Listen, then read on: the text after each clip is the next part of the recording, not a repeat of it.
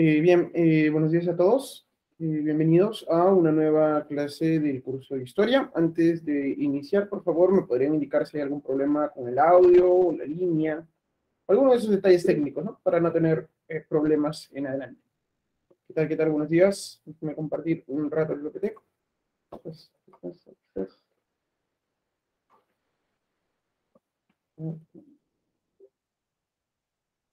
Bien.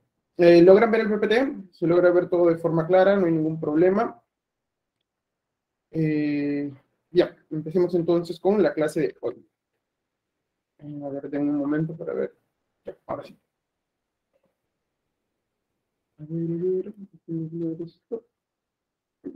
Ya.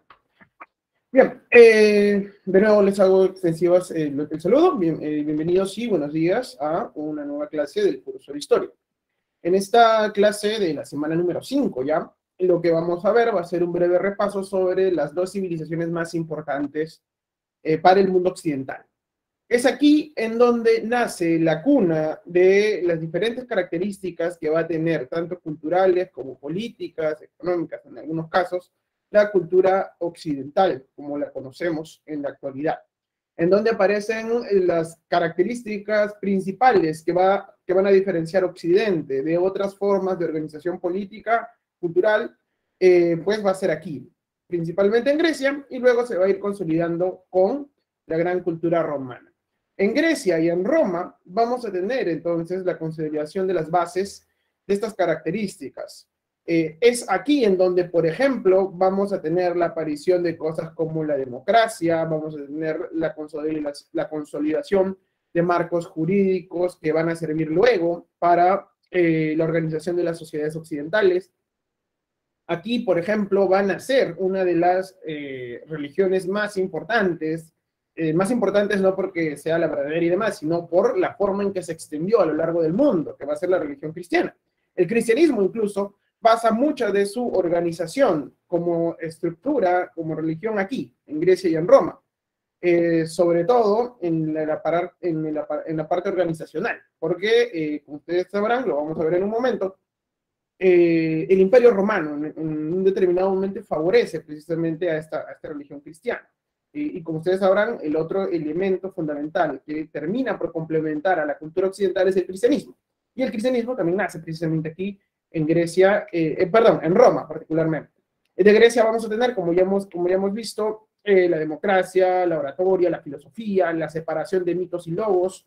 ¿Cuál es la única civilización que logra hacer una distinción entre el asunto de los hombres y el asunto de los dioses, entre los mitos, entre el mito, entre la religión y el logos, que es llegar a un conocimiento mucho más racional? ¿Cuál es la única que hace esta distinción? Pues, indudablemente, Grecia. ¿Por qué? Porque si ustedes se dan cuenta, en otras realidades culturales, la religión con la ciencia están fusionadas. ¿Por qué? Porque una gran cantidad de conocimientos que pueden ser identificados como científicos están todavía íntimamente relacionados con un gran apartado religioso. Sin embargo, la única civilización que hace esta distinción entre mitos y logos es Grecia, y esa es la cuna, por ejemplo, del pensamiento y el desarrollo que nosotros vamos a conocer como pensamiento de desarrollo científico. Por eso es que en Grecia nace también el método científico, tratar de llegar al conocimiento a través de una serie de pautas racionales en donde los dioses ya no tengan una mayor intervención. Aquí vamos a tener en Grecia, si ustedes se dan cuenta, esta forma de obtener conocimiento es una forma occidental. ¿Y por qué occidental? O sea, en Occidente se da más esta forma de razonamiento al momento de obtener o llegar a conclusiones. En otras culturas probablemente estén fusionadas, tanto el conocimiento que podemos identificar como ciencias con la religión. Por ejemplo, en el mundo andino, ¿cuántos de nosotros no hemos escuchado un montón de tradiciones andinas que lo tomamos como cuentos de abuelas, lo tomamos como supersticiones y demás? Pero si nos detenemos a analizarlo un poco más, nos vamos a dar cuenta que tienen ciertos rasgos de principios científicos. Sin embargo, en el mundo andino esta distinción no se hizo. En Grecia y luego en Roma sí se hace esta distinción, y por eso es que en Grecia se le considera como la cuna del nacimiento del método científico y por ende de esta nueva forma de conocer y de llegar a conclusiones. Incluso, ¿recuerdan cuando hablábamos de la historia en la primera clase? ¿Recuerdan cuando Herodoto decía que su intención era hablar solo de los hombres? Pues bien, acá nace la historia como la conocemos también, es decir, nace esta forma de relatar el pasado que van a tener básicamente los griegos y los romanos y por extensión la cultura occidental.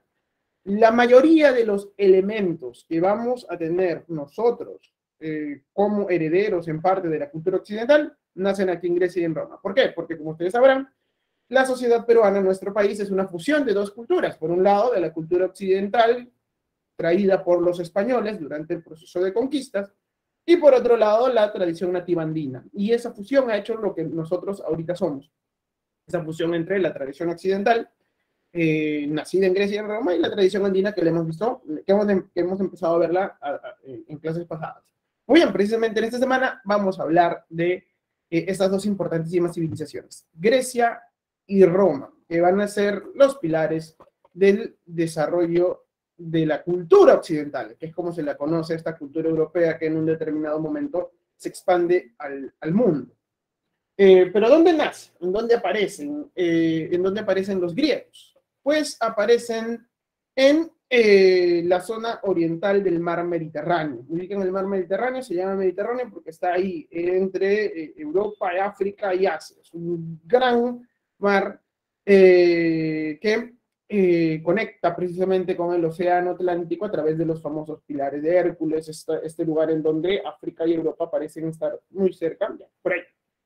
Pues bien, en la zona oriental de este mar Mediterráneo, ahí va a nacer la civilización griega. Van a sentarse en un territorio muy variado, principalmente en la península del Peloponeso. La península del Peloponeso va a ser el lugar central, digamos, de este desarrollo griego. Sin embargo, los griegos a lo largo de su historia se van a expandir, no solo a lo largo del Mediterráneo oriental, sino también en diferentes lugares del Mediterráneo occidental. Sin embargo, su principal zona de acción y sus principales colonias van a estar ahí, en esa zona del Mediterráneo oriental, siendo la península del Peloponeso el lugar en donde van a estar las principales ciudades-estado griegas y las más famosas ciudades-estado griegas. Pues bien, por su ubicación geográfica, podemos dividir las zonas en las que se instalaron los griegos. Como les venía diciendo, la zona más importante va a ser la Grecia continental. La Grecia continental está ubicada al sur de la península de los Balcanes, va a ser una zona altamente montañosa, de valles estrechos, en donde el principal cultivo, el principal producto que surge de la actividad agraria va a ser la vid, el olivo, el trigo y las hortalizas. Esta zona, sin embargo, de la Grecia continental, debido a su gran cantidad de zonas montañosas, va a ser muy difícil de conectar por tierra. Los caminos van a ser muy abruptos y por eso es que el mar se va a convertir en una de las principales formas de conexión, de viaje y también, evidentemente, para el comercio. ¿Han visto la película Hércules de Disney? ¿Alguno de ustedes ha visto la película Hércules de Disney? Probablemente sí. En donde Hércules viaja hacia el templo del Olimpo cantando con mi meta, iré, llegaré a mi meta y demás. Si ustedes se dan cuenta, en esa película se recrea de forma más o menos bien el territorio griego, porque si ustedes han visto la película y se enfocan en esa escena, podrán ver que Hércules está viajando, pero a través de montañas, peñascos, unos caminos realmente abruptos. Pues bien, estas características eran propias de estas características geográficas eran propias de la Grecia continental. Por eso es que en su mayoría, varias de las ciudades-estado griegas de este territorio preferían el mar para conectarse entre ellas. En este lugar, en esta zona de la Grecia continental, vamos a tener la aparición de las polis o colonias o ciudades-estado griegas más importantes.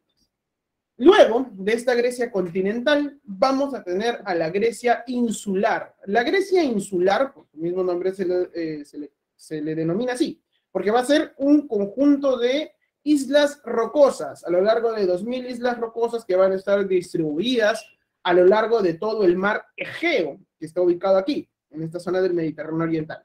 Todo este mar Egeo va a contar con la aparición de una gran cantidad de islas rocosas que van a servir precisamente para poder conectar a las colonias griegas que estaban hacia el oriente. Estas islas van a ser fundamentales, sobre todo para el comercio, ya que van a ser pasos de descanso o pasos seguros para que los antiguos comerciantes griegos o mensajeros griegos lleguen precisamente hacia las zonas de la Grecia oriental, sobre todo. Grecia, que también se conoce como la Grecia jónica. La Grecia jónica va a estar ubicado en el Asia Menor, en lo que actualmente se conoce como el país de Turquía. Aquí en la Grecia jónica se van a establecer una serie de colonias o polis griegas que van a tener un estrecho contacto comercial, económico y político con la zona de la Grecia continental. Sin embargo, la competencia y el control de este territorio del Asia Menor va a ser la responsable de una de las guerras más famosas del mundo antiguo. ¿Saben a qué conflicto me refiero? ¿Saben por qué las colonias de la Grecia jónica van a ser las causantes de un gran conflicto que van a tener un gran y colosal imperio del mundo antiguo con los griegos? De hecho, se sabe que este gran imperio era uno de los más grandes en extensión territorial. Y se pensaba que los griegos no iban a poder aguantar el dominio y la extensión de este imperio. Exacto, compañero Fred, los persas. Las guerras médicas van a iniciar precisamente por el control de la zona de la Grecia jónica o de la zona de Jonia, que es como se le llamaba a este territorio por los griegos. Efeso, Mileto van a ser algunas de estas ciudades-estado que van a caer bajo el dominio persa, y precisamente su intento por independizarse del dominio persa va a ser la responsable del inicio de las guerras médicas, que es la guerra que van a tener los persas con los griegos. Pero incluso antes, mucho tiempo antes de las guerras médicas, otro conflicto también famoso se va a desarrollar. Ya no por la zona de Jonia, sino por el control de las rutas comerciales que van a estar alrededor del mar Egeo. Esta va a ser la guerra de Troya, la famosa guerra de Troya, de la cual vamos a hablar en su momento. Pues bien, entonces, ya tenemos la zona peninsular, que va a ser la Grecia continental, que se va a ubicar en la península del Peloponeso. Tenemos la Grecia insular, que van a ser este conjunto de islas que van a permitir el contacto marítimo, comercial, entre la zona de la Grecia continental y la Grecia jónica. Tenemos a la Grecia jónica, que va a estar ubicada en el Asia Menor, en las costas de lo que actualmente es Turquía.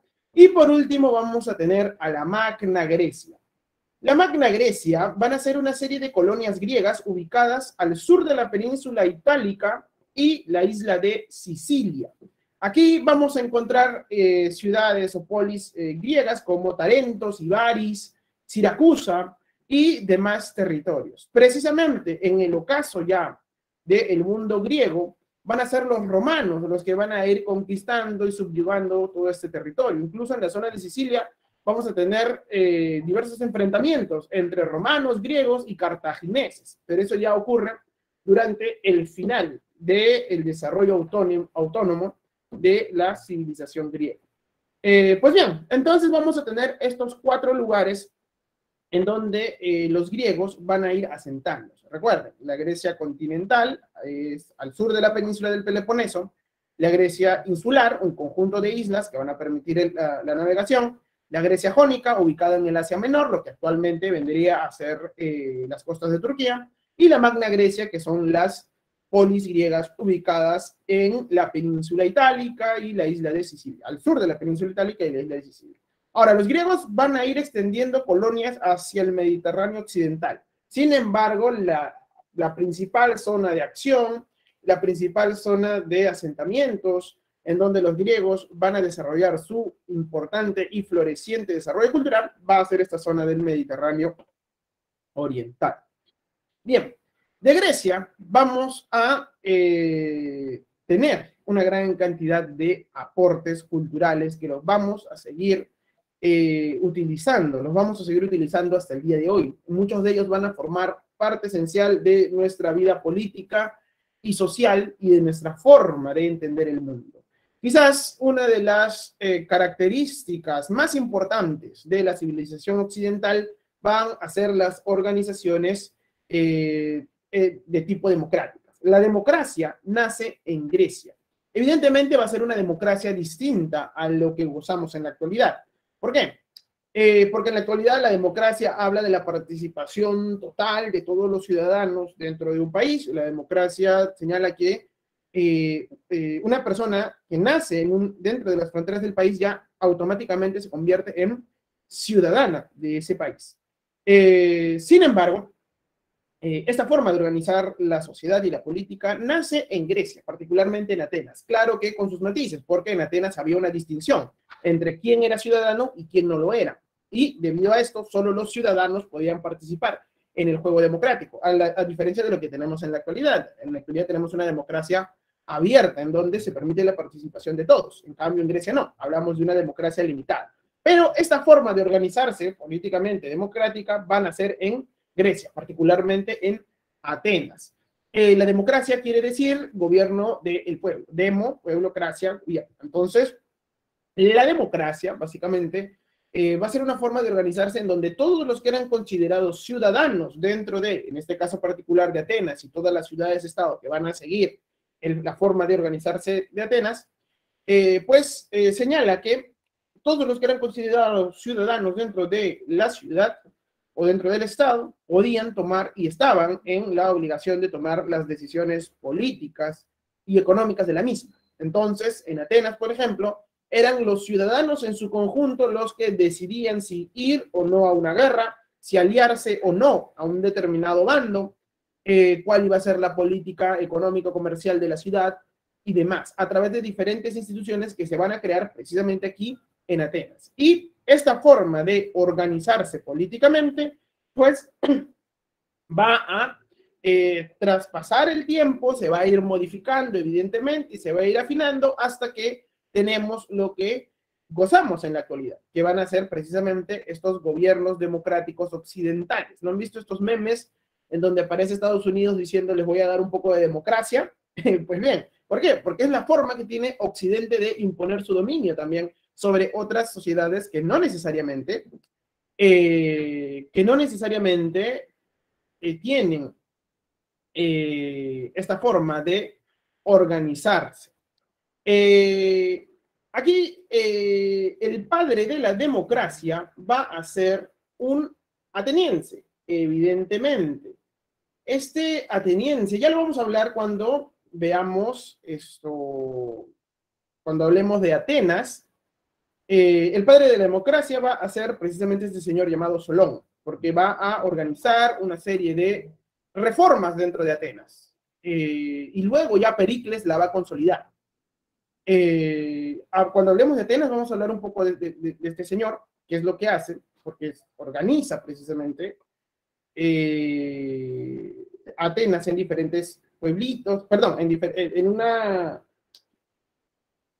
organiza en una serie de diferentes tribus a la ciudad ateniense y precisamente estas tribus van a gozar precisamente de esta calidad o de esta facultad de ciudadano y estas van a ser las que van a participar dentro de las decisiones políticas de Atenas. Pues bien, la democracia entonces es un gran aporte que va a tener Atenas para el mundo. Sí, Kenyo, hay todo es bueno, o sea, nada es bueno y malo al 100% dentro de la historia. ¿Y qué es lo que sucede? Que en Grecia y en Roma vamos a encontrar un machismo bien marcado. Hasta el mismo Platón decía que la mujer debía ser ayudante o debía estar supeditada a un hombre. ¿Por qué? Porque según Platón, la mujer era una fuerza totalmente volátil que tendía a no guardar la compostura y demás, y esto la hacía evidentemente inestable, y por eso es que las mujeres siempre debían estar, según estos filósofos de la antigüedad, griega y romana debía estar supeditada a un hombre. Lamentablemente, la sociedad griega y romana era abiertamente machista, abierta y brutalmente machista. Por eso es que las mujeres en Grecia y en Roma, en general, no estoy hablando de que todas las mujeres, pero la norma, digamos así, era que, o lo que pasaba generalmente, era que la mujer estuviera apartada de cualquier tipo de participación política, pública o ciudadana. Evidentemente había mujeres que rompían el molde, rompían estas reglas porque gozaban de una gran apertura, generalmente de las clases altas, evidentemente, pero no era la regla. ¿Por qué? Porque la sociedad griega y romana es o fue abiertamente machista. Esto hay que señalarlo. Por eso es que el feminismo habla del patriarcado. ¿De dónde vienen todas estas ideas del patriarcado dominante? Pues lamentablemente aquí, Grecia y Roma eran sociedades abiertamente machistas. Hay una gran cantidad de reflexiones filosóficas en torno a la mujer, hablando precisamente de esta condición de subordinación que debería tener así el hombre. Pero como les repito, hay casos de filósofas mujeres, por ejemplo, y científicas mujeres de Grecia y Roma que tienen una destacada participación, pero no era la norma, más bien son las excepciones.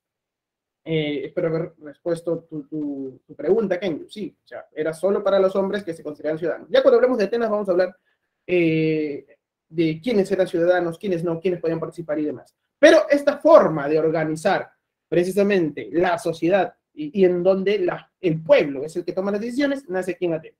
Ni qué decir de la filosofía y la lógica. La filosofía y la lógica, como la conocemos en la actualidad, van a ser aquí en Grecia. En filosofía vamos a tener la aparición de tres filósofos importantísimos que van a ir marcando el desarrollo de la filosofía occidental incluso hasta el día de hoy. De hecho, podemos agrupar a grandes rasgos, evidentemente a grandes rasgos, a la filosofía occidental en dos vertientes filosóficas que nacen aquí en Grecia. ¿Saben a qué filósofos me estoy refiriendo? O sea, evidentemente Grecia tiene una gran cantidad de filósofos, ¿no? Pero tres filósofos van a destacar sobre el resto. Incluso uno va a ser tutor de uno de los más grandes conquistadores de la antigüedad. Exacto, compañero, o compañero Karim. Sócrates, Platón y Aristóteles. Vamos a tener a los presocráticos, evidentemente. De hecho, los presocráticos son los primeros en que hacen esta distinción, separar el logos de mitos y demás. Luego vamos a tener al gran Sócrates, que va a desarrollar su actividad filosófica. Y precisamente uno de los discípulos de Sócrates va a ser Platón. Y uno de los discípulos de Platón va a ser Aristóteles. Y estos tres señores van a desarrollar una gran actividad para el pensamiento y el conocimiento en filosofía dentro del mundo griego. Platón va a desarrollar el idealismo platónico, no sé si han escuchado hablar del mito de las cavernas y demás, y por un lado Aristóteles, siendo discípulo de Platón, va a fundar las bases de lo que luego se va a conocer como materialismo. Entonces, vamos a tener dos vertientes que van a ir precisamente debatiendo entre ellas y que van a ir organizando probablemente el pensamiento filosófico, evidentemente a grandes rasgos. Cuando me digo a grandes rasgos es que hay características de Platón y Aristóteles en la gran mayoría de los filósofos occidentales. Porque por un lado vamos a tener el idealismo platónico, por otro lado vamos a tener al materialismo aristotélico. Y estas dos formas de ver y de entender el mundo van a ir pasando de generación en generación, de edad en edad, y así hasta el día de hoy. Hasta el día de hoy, gracias a los filósofos griegos, es que vamos a tener un importante pensamiento filosófico y desarrollo de la filosofía. De hecho, la filosofía griega va a influenciar mucho en lo que luego va a ser el desarrollo filosófico romano. Los filósofos romanos van a leer mucho a los filósofos griegos. En general, los romanos van a tener una gran fascinación cultural con los griegos. Tanto es así que incluso van a adoptar sus patrones culturales, sus mismos dioses en la mayoría de sus ritos y demás. Pero bien, la filosofía y la lógica nacen aquí, precisamente nacen aquí en Grecia. incluso van a ir influenciando en desarrollos culturales en Oriente. Por ejemplo, cuando se inicia la expansión musulmana ya en la Edad Media, estos señores musulmanes van a tener un importante desarrollo de la filosofía. ¿Y qué es lo que van a leer? Pues principalmente filosofía aristotélica, platónica, por influencia precisamente de los territorios que van a ir conquistando, que habían pertenecido al antiguo Imperio Romano de Oriente y que se habían influenciado mucho por la filosofía de los griegos. Por eso es que los musulmanes van a tener un importantísimo desarrollo filosófico basado precisamente en la filosofía griega. Y en Occidente, ni qué decir, el cristianismo es netamente platónico.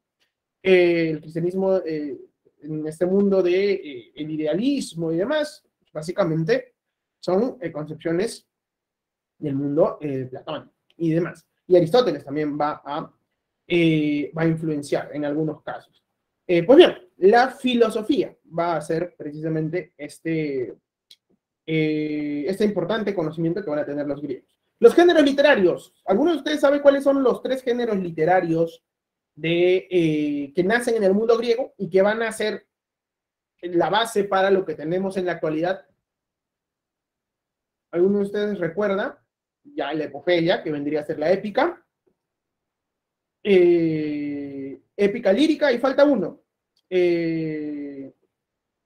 Claro, el teatro, Karim, que vendría a ser lo que se conoce como dramática. Muy bien, compañera Dana, drama. Épica, lírica y dramática son los 3 géneros literarios que nacen en Grecia, y si se dan cuenta, son los géneros literarios que seguimos estudiando hasta el día de hoy. ¿A cuántos de ustedes les gusta escribir poemas? ¿A cuántos de ustedes les gusta escribir cuentos sobre un gran héroe? ¿O a cuántos de ustedes les gusta actuar? Pues básicamente, estas formas de poder transmitir este tipo de historias nacen aquí en Grecia y se van a ir reglamentando. No sé si ustedes han estudiado esto, pero recuerdo cuando yo estaba en secundaria, cuando hablábamos precisamente en el curso de, bueno, en mi caso no separábamos literatura y demás, sino era como que comunicación integral. Pero en este curso de comunicación integral recuerdo que había una etapa en donde hablábamos precisamente de la épica, de la lírica y de la dramática, y de cómo los griegos reglamentaron precisamente cómo es que se podía hacer una correcta narración epopeica, un correcto poema, o cómo es que se debía desarrollar el teatro. La épica, la lírica y la dramática son estos géneros literarios que nacen en Grecia y que hasta el día de hoy en Occidente seguimos utilizando para contar ficción, básicamente, o sea, porque eso es lo que hacemos. Por ejemplo, piensen en una película, en un cuento, en lo que deseen. Siempre aparecen estas características, ¿no? Por ejemplo, se me viene a la mente El Señor de los Anillos. El Señor de los Anillos es un texto que se escribe mucho tiempo después, habla precisamente de una epopeya, no sé si se dan cuenta. Piensen, por ejemplo, en cualquier poema que se les venga a la mente, es básicamente lírica, poesía. Y cualquier tipo de representación teatral vendría a ser la dramática. Épica, lírica y dramática son esos géneros literarios que tenemos hasta el día de hoy. Y la dramaturgia también. La dramaturgia es importante, ¿por qué? Porque van a ser los griegos los que van a decir, sobre todo Aristóteles, sí, claro, Aristóteles, sobre la dramática, en ese libro sobre la dramática, él va a desarrollar los pasos o los esquemas para poder decir que una pieza teatral es una correcta dramaturgia. Y durante mucho tiempo en Occidente se utilizaron estos pasos o estos esquemas para poder hacer una representación teatral. Cuando ustedes han practicado teatro en el colegio, cuando han estudiado precisamente teatro, digamos, porque en el colegio a veces, en el curso de literatura y demás, se estudia precisamente este tipo de cosas y a veces hasta se representan obras teatrales. Si alguno de ustedes ha participado en una obra teatral o ha leído alguna obra teatral, verán que siempre, o por lo general, cuando hablamos de una pieza de tradición clásica, estamos hablando de inicio, nudo y desenlace. No sé si se han dado cuenta de eso. Siempre cualquier historia dramatúrgica basada en la estructura clásica nos habla de un inicio en donde se presentan a los personajes, un nudo en donde se presenta un problema que el personaje principal debe resolver y un desenlace, que es precisamente la resolución al problema que se presentó al personaje principal. ¿Por qué es que nosotros seguimos este esquema para poder representar nuestras nuestras obras teatrales. ¿Por qué? Porque básicamente hace mucho tiempo atrás un señor llamado Aristóteles dijo que así se debía hacer una correcta obra o una correcta representación dramatúrgica. Y eso ha pasado hasta que en el siglo XIX y principios del XX, ya con el inicio de las vanguardias, dijeron, no, yo quiero empezar ahora por el nudo y terminar y pasar luego al inicio y demás, y ya se han invertido las tornas y demás. Pero durante mucho tiempo, hasta hace poquito nomás, hasta inicio del siglo XX, se seguía respetando a rajatabla esta fórmula. Inicio, nudo, desenlace. Por eso la dramaturgia, de origen griego, también se sigue utilizando hasta el día de hoy. La mayoría de estos aportes también van a ser aportes que luego los romanos van a seguir utilizando. La estética, entender qué es lo bello. ¿Alguno de ustedes se ha puesto detenido a preguntar qué es lo que en Occidente se considera bello o armonioso o amigable o algo que se pueda ver y demás? ¿Por qué es que nosotros identificamos la belleza en ciertos íconos y en ciertas personas? ¿Y por qué decimos que algo es bello y otra cosa es fea? Pues porque los griegos nos dijeron hace mucho tiempo atrás, esto es lo bello y esto es lo feo, y por herencia cultural hasta nuestros días ha llegado. La estética griega se cimenta en la armonía, exacto, compañero Fred, en lo simétrico, en esta idea de perfección en la simetría o perfección en la naturaleza, porque los griegos, al observar la naturaleza, veían que la naturaleza era o la entendían como perfecta. Y entonces, la simetría de las formas que va a presentar la naturaleza, para ellos va a ser sinónimo precisamente de perfección. Y por eso es que nosotros entendemos lo bello o lo estético en torno a la armonía de las formas y en torno a la simetría.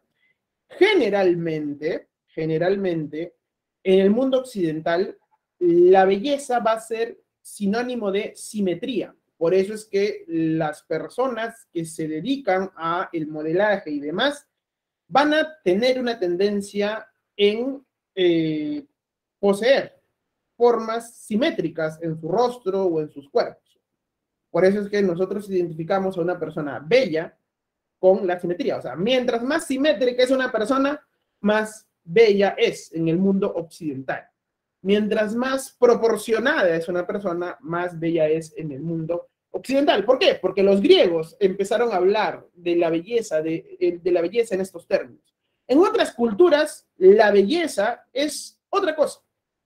Los símbolos son otra cosa. Por ejemplo, me parece que lo comenté aquí, en China la belleza se asociaba al tamaño de los pies y por eso las mujeres chinas deformaban los pies de sus hijas. ¿Por qué? Porque ahí la belleza es otra cosa. En partes de África la belleza se asocia al largo del cuello. Incluso hay una tribu en donde engordan a los hombres porque personas gordas sinónimo de abundancia, sinónimo de belleza y demás. ¿Por qué? Porque son otras realidades culturales. En cambio, nosotros que tenemos una herencia occidental, tendemos a asociar la belleza a la simetría. ¿Y dónde nace esto? Pues aquí en Grecia. Simetría, armonía de las formas y demás. Eso es sinónimo de perfección en Grecia. Claro, las pies de flor en China y demás. O sea, si se dan cuenta, la belleza es algo cultural. ¿Y de dónde nace nuestra, digamos, nuestra definición de belleza que tenemos en Occidente en la actualidad? Pues en la estética griega. La oratoria, fundamental para el juego político, que es muy abundante en Grecia. La oratoria es una práctica cuyo objetivo principal es convencer a las personas de que te apoyen en determinada práctica política y demás. Precisamente en un lugar en donde nace la democracia, en donde los líderes políticos están constantemente pugnando por el control, por el poder, por ganar influencias y demás, la oratoria se convierte en una práctica esencial. Tanto es así que hasta el día de hoy, si se dan cuenta dentro de nuestro juego político, el objetivo fundamental de la oratoria es convencer con un discurso de tus propias ideas.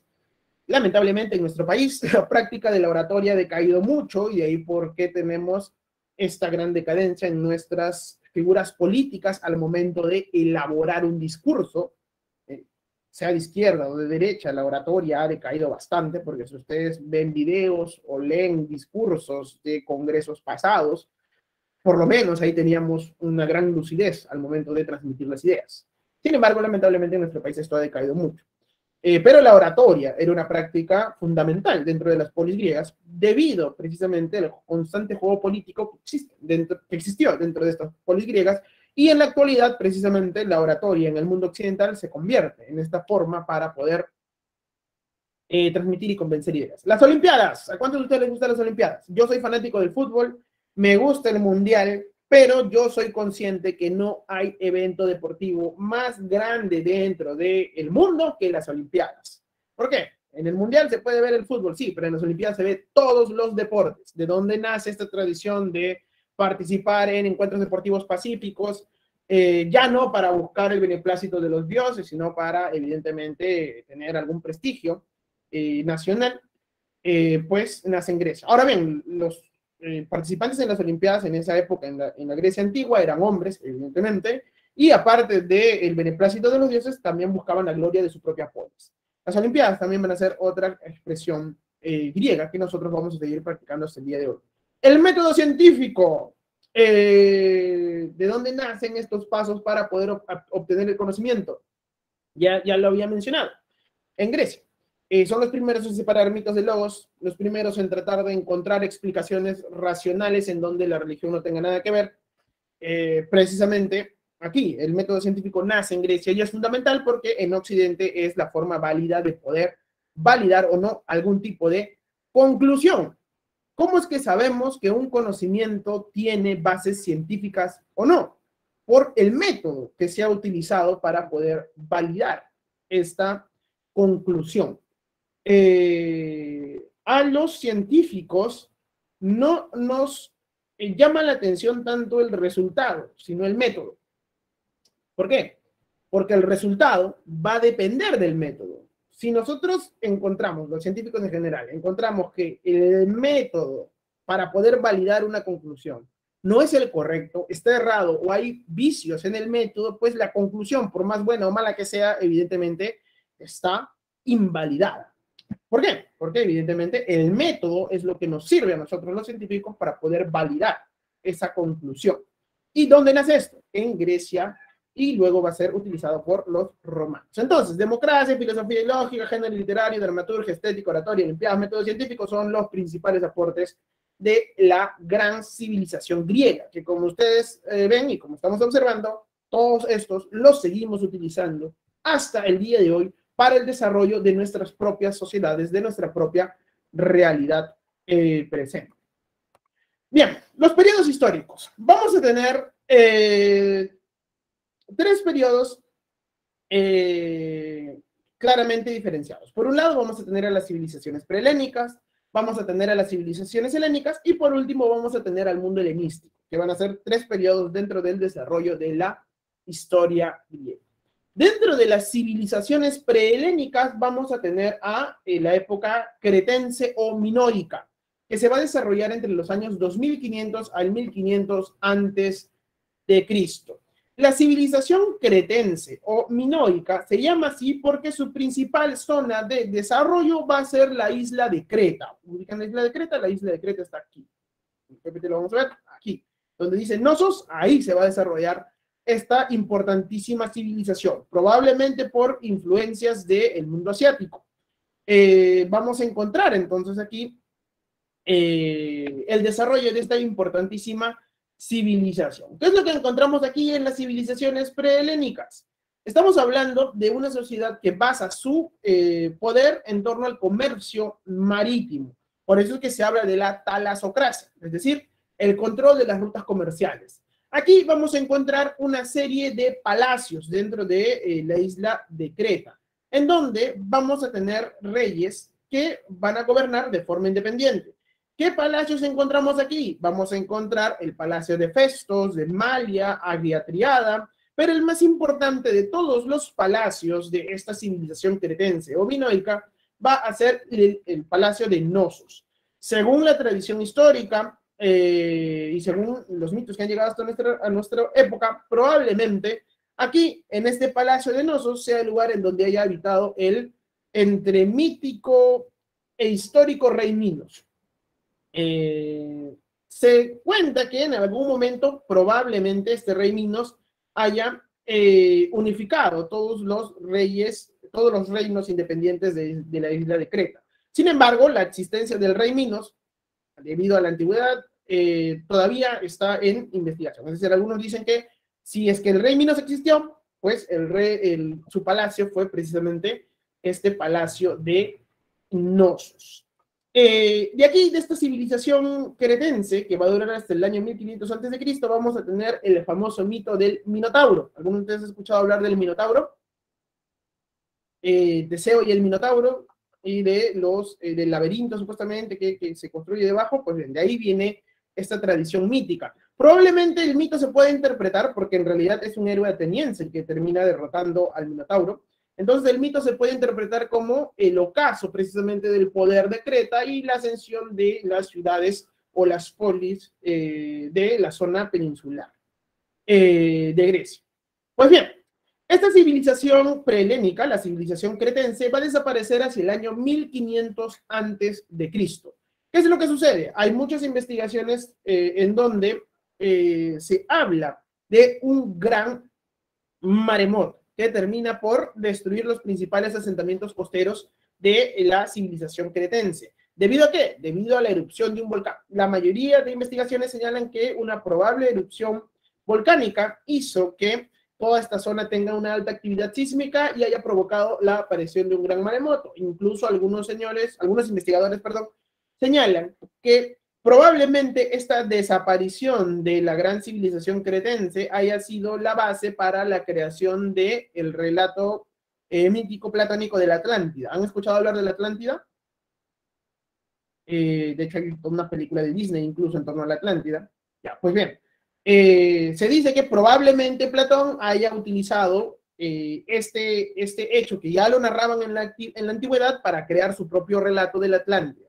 ¿Por qué? O sea, la Atlántida, evidentemente, hasta el día de hoy no se ha encontrado evidencia arqueológica de que exista. Pero Platón la utiliza ¿para qué? Para hablar de cómo una sociedad supuestamente ideal y superior termina desapareciendo y termina destruyéndose. En realidad, al parecer, la Atlántida era un relato, o el relato de la Atlántida era un relato para, digamos, educar o llamar la atención a los coetanos que habitaban precisamente en la época en que Platón existió. ¿Y Platón en qué se basó para poder elaborar su relato? Hay investigadores que señalan que precisamente este ocaso de la civilización cretense es el punto de partida para que Platón elaborara su relato de la Atlántida.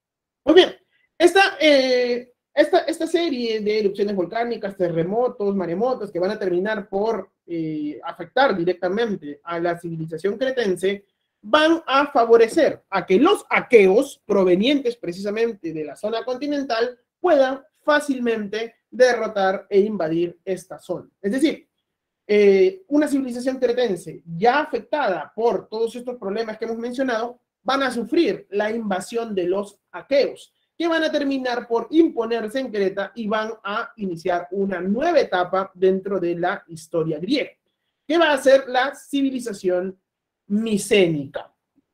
Los micénicos, que van a provenir precisamente del continente, van a introducirse hacia la zona del Peloponeso y luego van a llegar hacia la isla de Creta. Los aqueos van a ser un pueblo de Europa Central. Se van a expandir hacia Grecia. Introducen el bronce y el carro de guerra, así como el caballo domesticado, a la zona de Grecia. La ciudad más importante de toda esta civilización micénica va a ser, sin lugar a dudas, la ciudad de Micenas. Sin embargo, van a existir otras ciudades de tradición micénica como Tirinto o Tebas. Cada una va a ser gobernada por un rey o anax. Los micénicos van a adaptar las prácticas culturales de los cretenses. Por eso es que utilizando las mismas características culturales de los cretenses y adaptándolas para su propia realidad, los micénicos van a crear las características propias de su cultura. Es decir, los micénicos no van a imponer una cultura extranjera, sino adoptan la de los cretenses. De esta manera, entonces, van a lograr dominar gran parte de Grecia, estos señores micénicos. Ahí en la ciudad de Micenas se ha encontrado una máscara de oro y los arqueólogos la han denominado como la máscara de Agamenón, ya que al parecer esta máscara perteneció a un gran rey durante la época micénica. Los micénicos van a ir distribuyéndose a lo largo de la península del Peloponeso y van a enfrentarse contra una ciudad de probable origen fenicio, que tenía un importante control en la entrada hacia el Mar Negro. Y evidentemente controlaba las rutas comerciales que conectaban el Mediterráneo con el Mar Negro, es decir, la zona de Europa Oriental con el Asia. ¿Cómo es que se llamaba esta ciudad? La ciudad de Ilión, que también va a tener otro nombre más conocido, que va a ser la ciudad de Troya. Hoy por hoy se sabe que la guerra entre aqueos y troyanos sí se dio debido al hallazgo de la ciudad de Troya. La ciudad de Troya fue encontrada a finales del siglo XIX, me parece.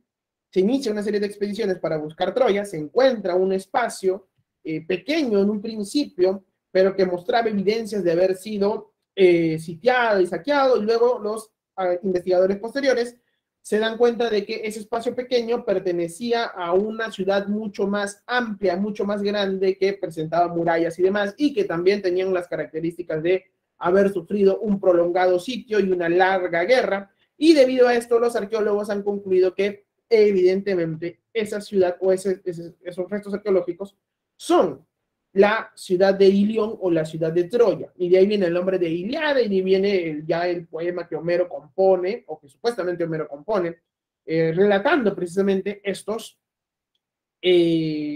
eventos de la guerra de Troya. Es un largo conflicto que va a enfrentar a los aqueos contra los troyanos. ¿Por qué? Por el dominio de las rutas comerciales en la zona del mar Mediterráneo oriental. Ese va a ser básicamente las causas del por qué los aqueos y los troyanos van a ir a esta guerra. Pues bien, estos micénicos van a ser invadidos. ¿Por quiénes? Por jonios, dorios y eolios, que van a ser pueblos indoeuropeos, que van a tener una ventaja tecnológica importante, que va a ser el uso del hierro. Los pueblos indoeuropeos que llegan a estas zonas de la península balcánica, la zona del Peloponeso, van a terminar por imponerse sobre los micénicos. Los micénicos todavía utilizaban el bronce. Los dorios, jonios y eolios ya utilizaban el hierro. Va a ser una importantísima ventaja tecnológica que van a terminar por destruir precisamente a la civilización micénica. Las principales ciudades micénicas son abandonadas, se abandona la antigua forma de escritura micénica, se abandonan los templos micénicos, y precisamente con el ocaso de la civilización micénica vamos a entrar a lo que ya se conoce como las civilizaciones helénicas. Las civilizaciones helénicas van a estar marcadas por el inicio de la fundación de las polis griegas clásicas y van a concluir con el auge de las dos polis griegas más famosas de las que se tiene conocimiento. Las civilizaciones helénicas van a iniciar su desarrollo hacia el año 1150 a.C. Vamos a tener un periodo oscuro, que se va a conocer así, como la Edad Oscura. ¿Por qué se la conoce como la Edad Oscura? Porque vamos a tener muy poca información sobre el desarrollo de esta época. Recuerden que estamos hablando de una época de transición en donde los jonios, dorios y eolios están conquistando todo lo que pueden dentro de la zona del Peloponeso, y por lo tanto se están destruyendo la civilización micénica. Está caracterizado este periodo de la Edad Oscura con la destrucción de los templos y las ciudades micénicas.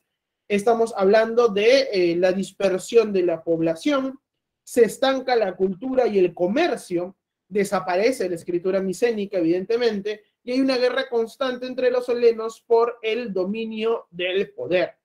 Estas son las características propias de la Edad Oscura.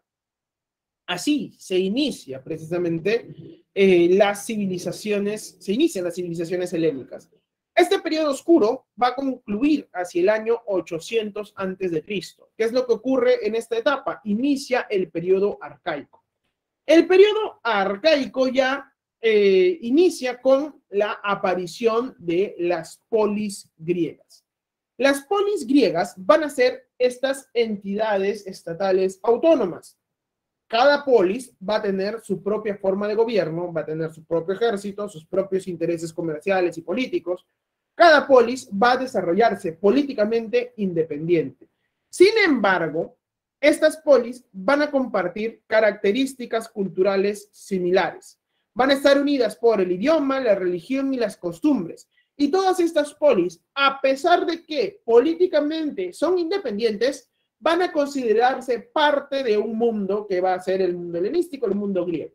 Cada una de estas se van a precisamente identificar con la otra y van a establecer fronteras para el desarrollo cultural de los griegos. Es decir, Esparta y Atenas, por ejemplo, van a ser políticamente independientes, van a luchar entre sí incluso, van a tener guerras constantes, pero ambos se reconocían como parte del mundo griego por sus tradiciones culturales.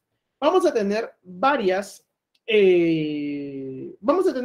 elementos en donde podemos encontrar estos elementos de unidad griega. Por ejemplo, ¿alguno de ustedes ha escuchado hablar del oráculo de Delfos? ¿Ha escuchado hablar de este oráculo importante que está presente también en la dramaturgia griega de forma constante? Por ejemplo, ¿quién le dice al papá de Edipo que su hijo lo va a matar? Si ustedes recuerdan el relato de Edipo Rey. ¿Quién le dice al papá de Edipo que que su hijo lo va a matar? Y por eso es que el papá de Edipo lo manda para otro sitio y ahí aparece toda la historia de Edipo Rey. El oráculo de Delfos. ¿Quién le dice a los griegos en qué lugar fundar colonias?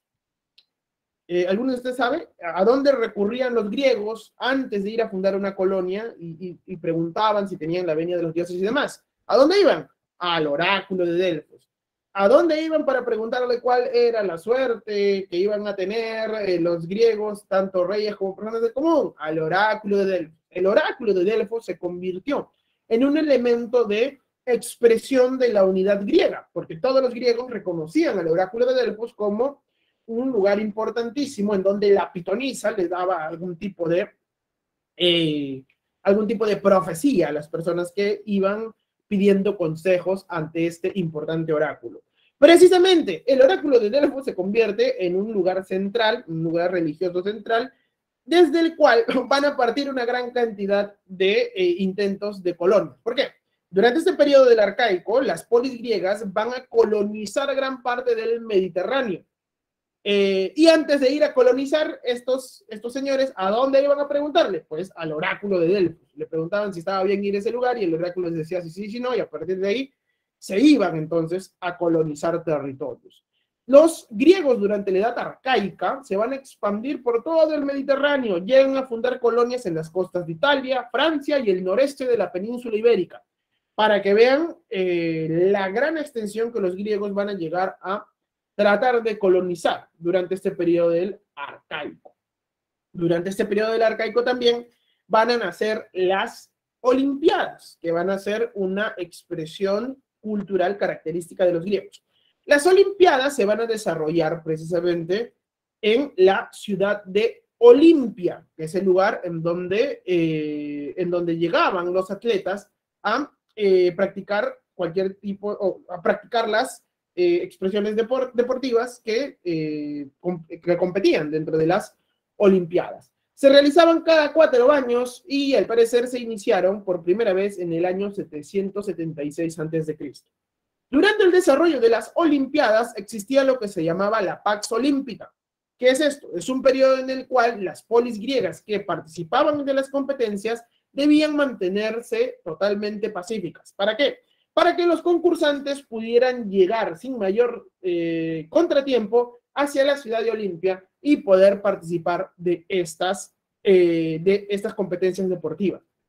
Vamos a tener varias disciplinas, por ejemplo, lanzamiento de lanza, que vendría a ser el lanzamiento jabalina, el lanzamiento de disco, una especie de boxeo antiguo, la lucha, que también va a ser importante, pero una de las competiciones más digamos, difíciles va a ser la famosa carga hoplítica. ¿Qué es eso? Pues básicamente al deportista se le ponía una armadura completa y a partir de aquí participaba precisamente en una carrera y el que ganaba, evidentemente, era sinónimo de la fortaleza y del buen estado físico y era un motivo de orgullo para su polis.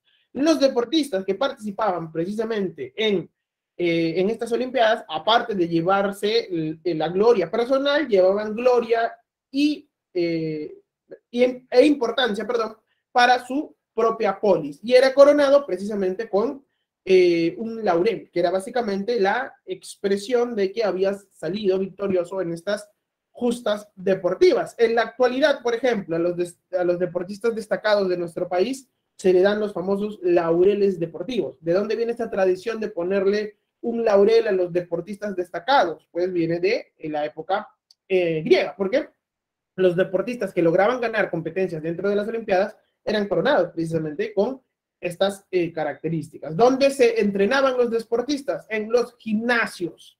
Los gimnasios eran lugares en donde los griegos llegaban precisamente a entrenar y a ponerse en condición física aceptable para precisamente participar en algún tipo de participación deportiva. Las Olimpiadas se van a convertir entonces en un elemento de la unidad, una expresión de la unidad griega dentro de la ciudad de Olimpia. Aquí, en el periodo arcaico, también nacen las Olimpiadas, que, como les decía, para mí, en la actualidad, es el evento deportivo más grande que tiene el mundo en la actualidad. Las Olimpiadas son otra cosa.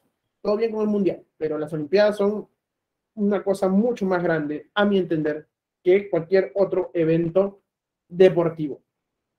Bien, aquí también van a nacer los principales ritos griegos, los principales dioses griegos. Aparecen aquí, como ustedes sabrán, Zeus, Ares, Hera y todo este panteón de Poseidón, todo este panteón griego que va a formar parte de la mitología griega. Aquí ya aparecen precisamente estos dioses griegos fundamentales. Los griegos, como ustedes sabrán, son politeístas, adoraban a varios dioses. Pues bien, este periodo arcaico entonces se va a desarrollar entre el año 800 al 490 a.C. Nacen las polis, se expanden los griegos, fundan una serie de colonias a lo largo del Mediterráneo. Todos estos griegos están unidos por idioma, religión, costumbres y demás. De todas estas polis griegas que van a estar guerreando entre sí, que se van a disputar el control de las rutas comerciales, sus zonas de influencias y demás, de todas estas polis griegas, las más importantes que logran imponerse sobre las demás gracias a su actividad comercial o a su actividad política, van a ser Atenas y Esparta. Con el auge y la hegemonía de Atenas y Esparta, vamos a entrar a lo que se conoce como el periodo clásico de las civilizaciones helénicas. Este apogeo va a durar del año 490 al 323 a.C. Es un periodo en donde Atenas y Esparta van a liderar al mundo griego. Y durante este periodo vamos a tener los conflictos más famosos del desarrollo de la historia griega. ¿Por qué? Porque por un lado vamos a tener el enfrentamiento que va a obligar que los griegos se alíen en un solo puño militar contra una amenaza extranjera, que van a ser los persas, que se va a conocer como las guerras médicas. Y también vamos a tener una guerra en la que ya se van a pelear entre griegos, que va a ser la famosa guerra del Peloponeso, que va a enfrentar a los atenienses con su liga y a los espartanos con su liga, que va a enfrentar precisamente ambas ligas. Las ligas básicamente son alianzas de ciudades-estado y que van a tener las famosas, o van a traer como consecuencia las famosas guerras del Peloponeso. La liga del Peloponeso versus la liga del Lático, que va a ser la ateniense versus la espartana. Es una etapa también, aunque no lo crean, a pesar de que hay varios conflictos, es la etapa en donde se puede apreciar un gran apogeo cultural durante este mundo, durante esta etapa, perdón, de las civilizaciones helénicas clásicas. ¿Por qué? Porque es durante este periodo en donde vamos a tener, por ejemplo, el florecimiento de la democracia. Vamos a tener la consolidación ya de la democracia en Atenas. Vamos a tener la consolidación de los patrones artísticos también dentro de Grecia. Vamos a tener la consolidación de la forma de organización política en Esparta. Y por eso es que durante este periodo clásico se habla de un apogeo cultural. Y también el desarrollo de la filosofía, de la dramaturgia, de la épica, de la lírica y demás, que es lo que se va a encontrar durante este periodo clásico. De las civilizaciones helénicas, la primera ciudad-estado que vamos a estudiar va a ser Esparta. La Grecia clásica, entonces, como les decía, va a estar marcada por el auge de Esparta y Atenas. Esparta va a ser fundada por los dorios hacia el siglo X antes de Cristo. Los dorios van a ser esta población de origen indoeuropeo que van a llegar a dominar a la población aquea. Van a saquear toda la zona de Laconia y la península del Peloponeso va a caer bajo su dominio. Hacia el siglo VIII, toda la población de Micenia va a ser sometida y sojuzgada. Y a partir de aquí, los descendientes de estos micenios van a ser conocidos o van a ser convertidos en lo que se conoce como hilotas o siervos del Estado. Que cuando hablemos de la organización social espartana, vamos a hablar un poquito más de los hilotas. Los espartanos van a imponer una sociedad de tipo militarista, en donde la vida pública y privada va a ser regulada por el Estado. Es decir, el Estado va a tener el control de las actividades de sus ciudadanos. Va a ser el Estado el que se va a encargar de la educación de los ciudadanos, va a ser el Estado el que se va a encargar de el suministro de siervos o de esclavos para la producción agrícola que estaba en manos precisamente de los ciudadanos espartanos. Dentro de Esparta vemos que son los ciudadanos los que se encargan de la defensa y la dirección del Estado. Y por eso es que el Estado espartano se preocupaba mucho por educar a los que eran considerados como ciudadanos espartanos, tanto para la vida política como para la vida militar. Por eso es que desde muy pequeños los espartanos eran entrenados para la guerra. Todos los ciudadanos espartanos se entrenaban en la agoge, es decir, se entrenaban como soldados desde los 7 años en adelante. Desde los 7 años, desde que cumplían la mayoría de edad, eran entrenados como soldados y luego pasaban a formar parte del ejército espartano hasta que cumplían los 60 años. Hasta los 60 años debían mantenerse en servicio activo como parte integrante del ejército espartano. ¿Han visto la película 300 con Leonidas? ¿Ya han visto cuando hay una escena en donde Leonidas se encuentra con otros griegos y el otro griego se decepciona porque solo ve 300 personas y Leonidas le pregunta al griego, ¿tú qué eres? Y el otro responde, soy zapatero, y tú, soy pescador, y el otro, tú, agricultor, y después le preguntan a los espartanos, ¿qué somos? Y todos gritan, ¡au! ¿Por qué todos gritan, ¡au! Porque todos ellos han sido formados como soldados desde los 7 años en adelante. Por eso es que se decía que los guerreros más famosos del mundo antiguo eran o por lo menos del mundo griego, eran los espartanos, porque siempre habían sido entrenados dentro de una sociedad de tipo militarista que controlaba cada uno de los aspectos de la vida pública y privada de los habitantes y de los que eran considerados como ciudadanos. Bien, la organización social de los espartanos se va a basar en lo siguiente. Por un lado vamos a tener a los homoioi. Los homoioi van a ser considerados ciudadanos, son los ciudadanos varones que se van a ocupar del gobierno y de la defensa del Estado. Estos homoioi van a ser precisamente los que eran entrenados en el agoge y los que eran precisamente educados por el Estado. Descendían precisamente de las élites dorias, que eran los que habían conquistado toda esta zona de la península del Peloponeso. Son los que van a poseer tierras. Básicamente son los líderes de la sociedad.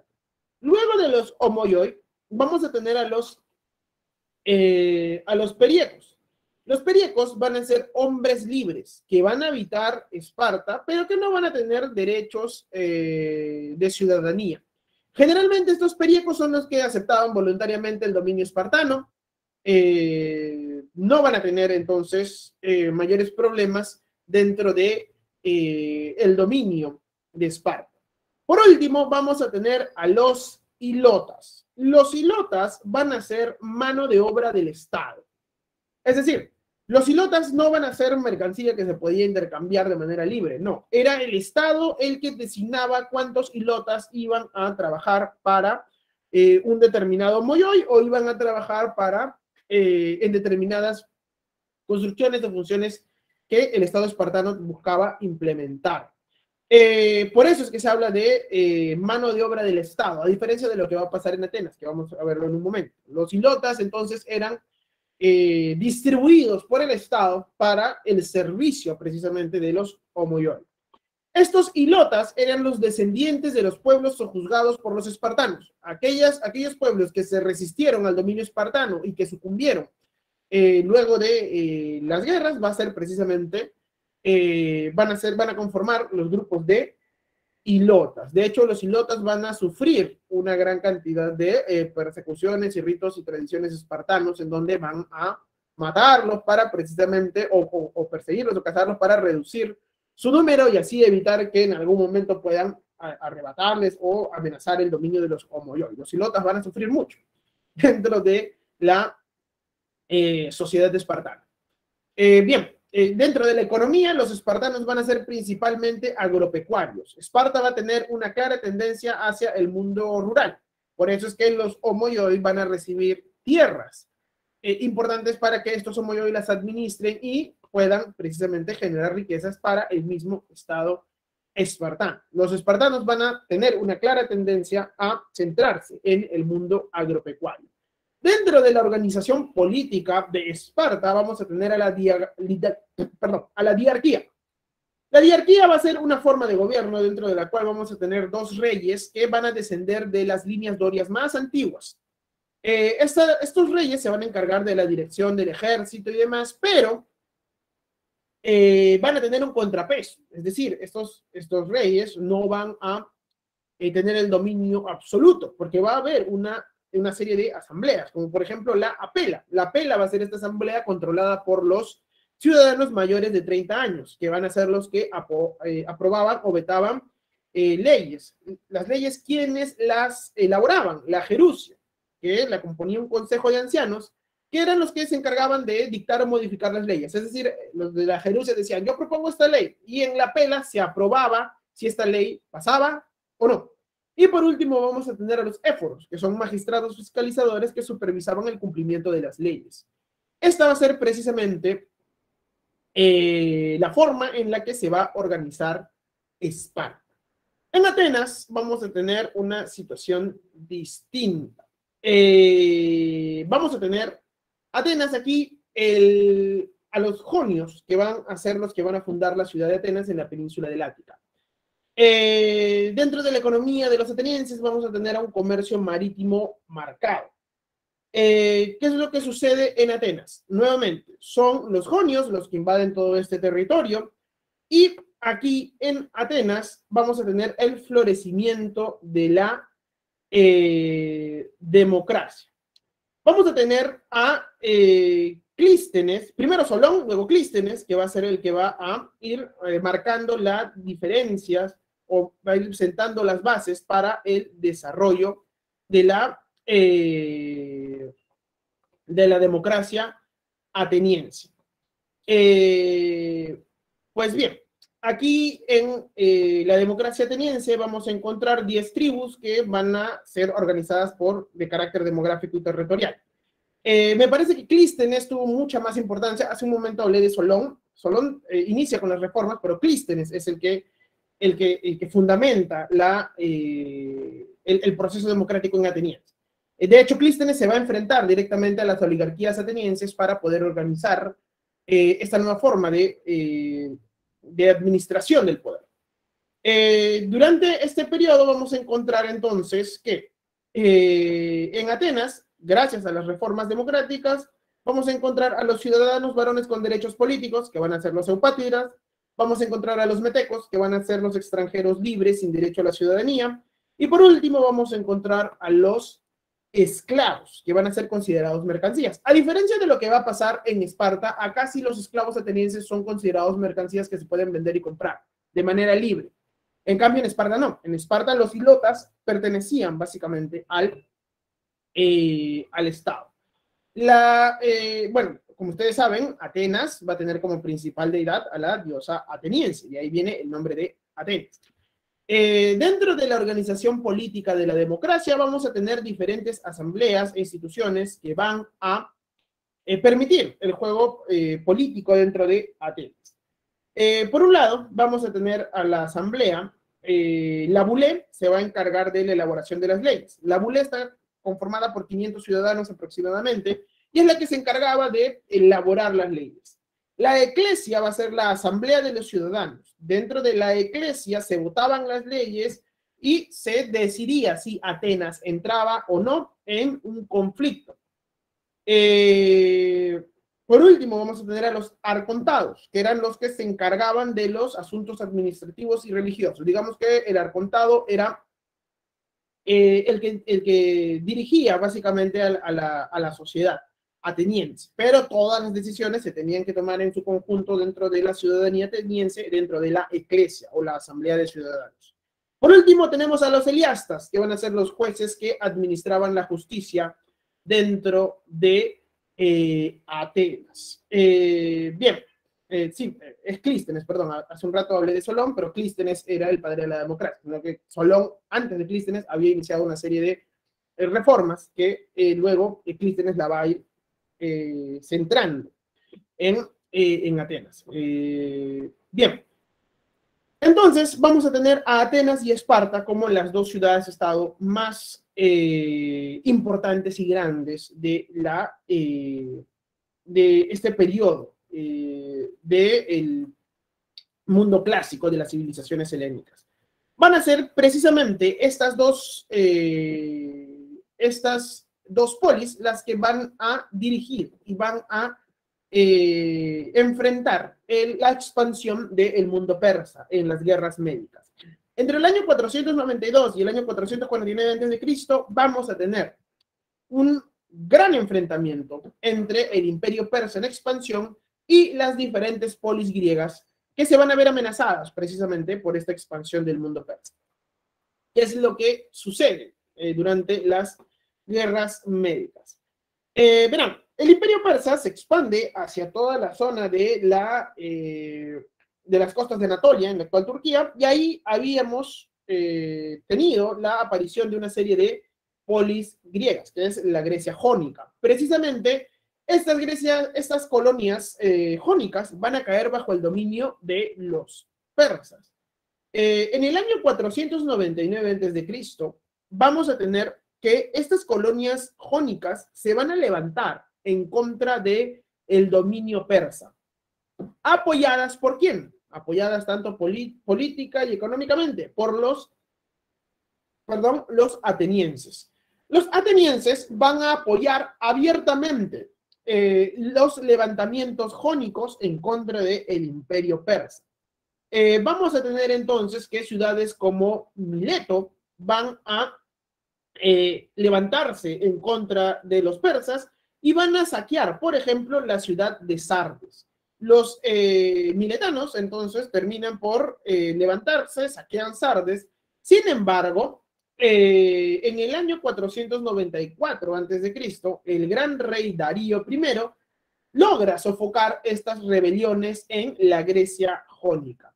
Al lograr sofocar estas rebeliones en la Grecia jónica, Darío se da cuenta de que estas rebeliones han sido incitadas por Atenas y por eso es que decide castigar a los atenienses y en general a los espartanos, logrando entonces formar una gran flota con un gran ejército que cruza todo el mar Egeo y de esta manera poder castigar y derrotar a los atenienses y de esta manera hacer que la zona de la península de Anatolia, lo que es actualmente Turquía, quede ya bajo el dominio total del imperio persa.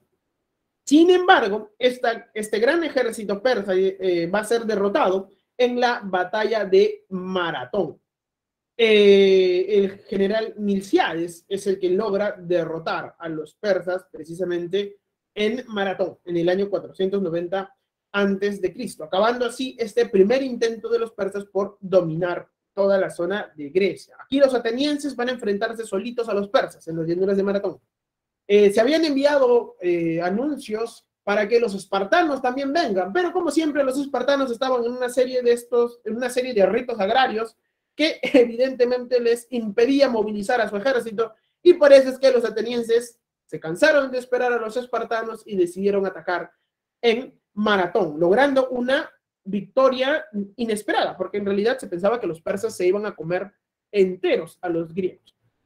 Pues bien, luego de esta derrota en Maratón y luego de la muerte de Darío, el que asume el mando ya para el año 480 a.C.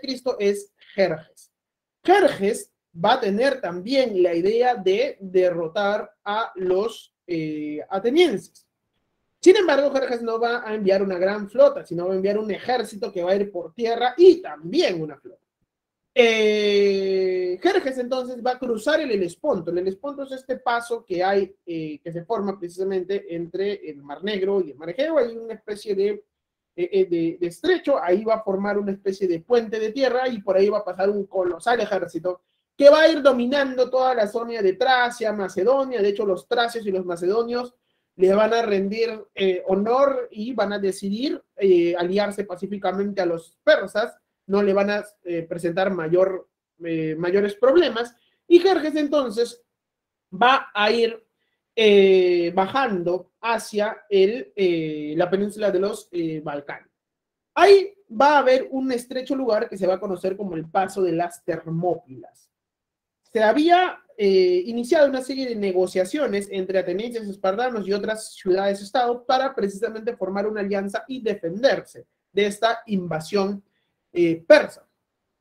Se esperaba de que los espartanos vayan con la totalidad de ese ejército a defender el paso de las Termópilas. Sin embargo, nuevamente un rito religioso agrario espartano impidió que Leonidas vaya con todo el ejército, y por eso es que Leonidas saca sus famosos 300, se pone en el paso de las Termópilas y luego de 3 días de resistencia finalmente es derrotado. Leonidas es derrotado, los persas logran pasar por las Termópilas e ingresan a Atenas, saqueando la ciudad completamente. Sin embargo, la flota ateniense no es destruida. Los atenienses, de manera muy inteligente, habían ordenado retirar a la flota ateniense antes de que caiga en manos de los persas. En el año 480 a.C., por fin los griegos van a ver una luz al final del túnel en este conflicto, cuando la armada griega logra derrotar a la persa en la batalla de Salamina. El gran líder Temístocles es el encargado de derrotar a los persas en Salamina. Y un año después, en el 479 a.C., el ejército de tierra de Jerjes es finalmente derrotado por el general espartano Pausanias. Pausanias logra liderar una coalición ateniense-espartana y logra derrotar de manera definitiva a los persas. Y de esta manera los persas terminan abandonando el territorio griego. Hacia el año 449 a.C. se firma la Paz de Calais, y en el cual se establece la independencia de las colonias jónicas. De esta manera, entonces, durante un tiempo, los griegos lograron imponerse sobre los persas, y las colonias jónicas van a gozar de una cierta autonomía e independencia. Sin embargo, estas guerras médicas van a tener un problema. Primero, el imperio persa empieza a decaer luego de la victoria griega. Los atenienses van a alcanzar una importante hegemonía durante este periodo. Los estrategos o líderes militares alcanzan entonces el liderazgo de la sociedad, sobre todo en Atenas. Vamos a entrar a una etapa en donde Atenas va a empezar una reconstrucción sin precedentes y se la va a conocer como el siglo de oro de Pericles, en donde se termina por consolidar esta forma de gobierno, que va a ser la democracia. Estamos hablando de un apogeo cultural y comercial ateniense. ¿Por qué apogeo cultural? Porque gracias a la reconstrucción de Atenas vamos a tener la construcción de importantísimas edificaciones, tanto civiles como religiosas. y Atenas se va a convertir en el principal foco comercial.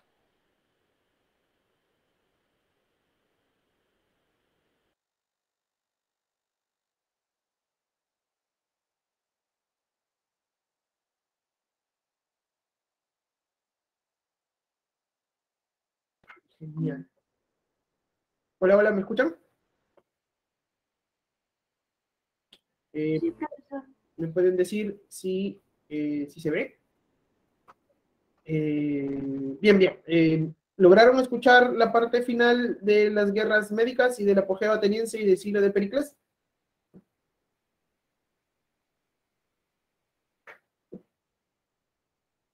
A ver.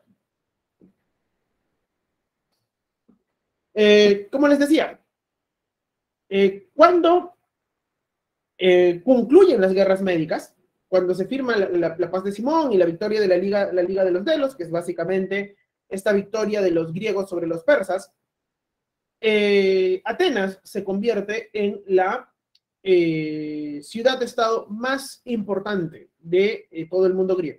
Atenas se convierte en foco comercial, foco cultural. La reconstrucción de la ciudad de Atenas permite que se construya una serie de infraestructuras, tanto civiles como religiosas, que van a marcar precisamente la gloria de Atenas.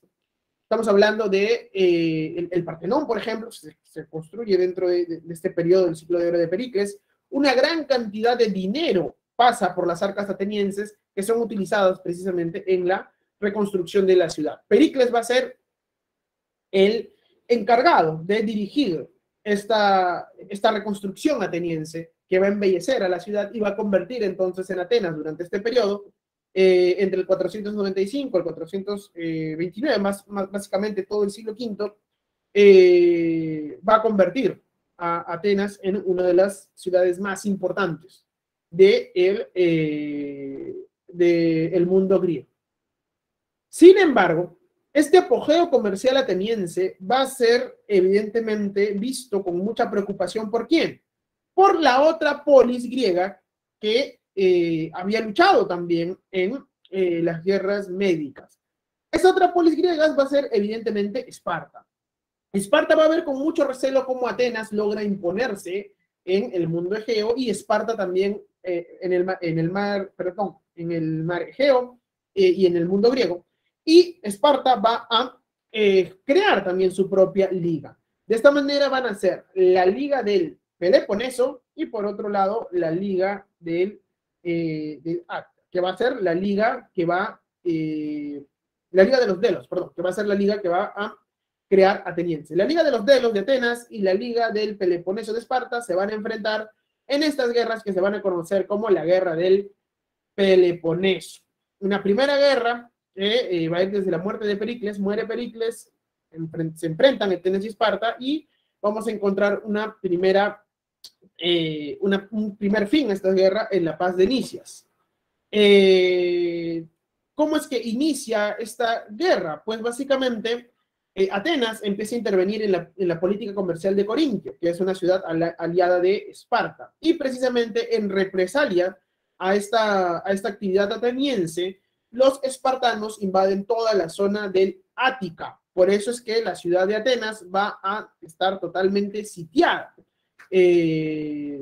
A pesar de eso, va a recibir una gran cantidad de suministros por mar. Sin embargo, los problemas como enfermedades y demás van a terminar pasando factura sobre los atenienses.